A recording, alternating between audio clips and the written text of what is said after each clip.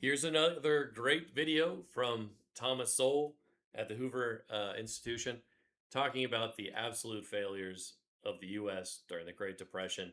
In case you've forgotten, let's remember the nasty, nasty FDR killed or culled, however you want to say it, more than 6 million pigs and hundreds of thousands of cows. So then they also burnt tons of crops. They burnt food. Do you know that? So many Americans are completely unaware of that true American history that the federal government was burning food and culling livestock in order to intentionally raise prices under the auspices of saving the farmer. But the reality was technological innovation was leading to less farmers being needed. So when you're in that situation, it's not best to try to save jobs. You want to help people. You got to retrain people to do different jobs. Anyways, let's get into it. Here's how many cars Korea sells in the United States every year. 500,000. Here's how many cars we sell in Korea every year. 5,000. Why shouldn't we be worried about that imbalance? I'm not sure why we should. Obviously, if the Americans were Americans forced at gunpoint to buy these cars from Korea? Clearly not. No. So no problem. I don't see why third parties should concern themselves about it. Okay, you've done it again. You've batted away the question so easily that it leaves me wondering what the argument is on the other side. Why do some people worry about the trade balance then? Oh, because the argument they're making is that this is sending American jobs abroad. Now, unfortunately, this argument was made some years ago in 1930. 1,000 economists took out full-page ads across the country saying, do not put up international trade restrictions. It will not increase employment. It will just set off a new round of retaliation.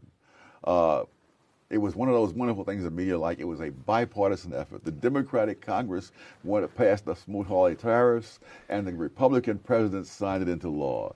And it was one of the biggest disasters in the history of the country.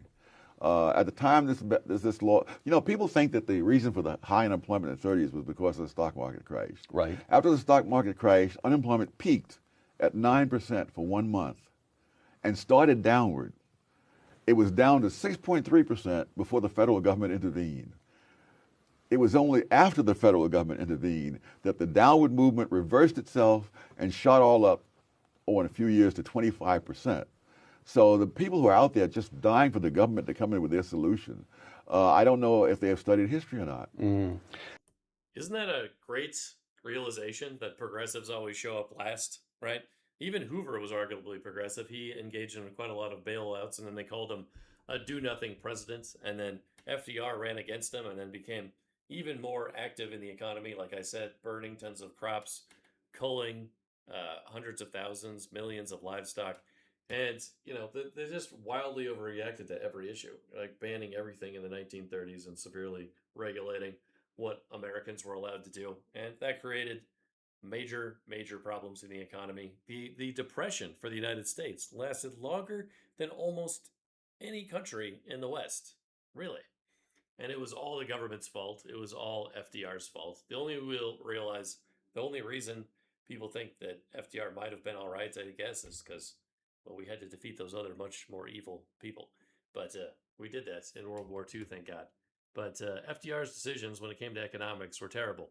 If you read another fantastic book called The Forgotten Man, she writes about how FDR was determining gold prices based on his nieces and nephews' birthdays. That's incredible. Anyways, tune in, subscribe, share, like. It's much appreciated. Thank you for listening.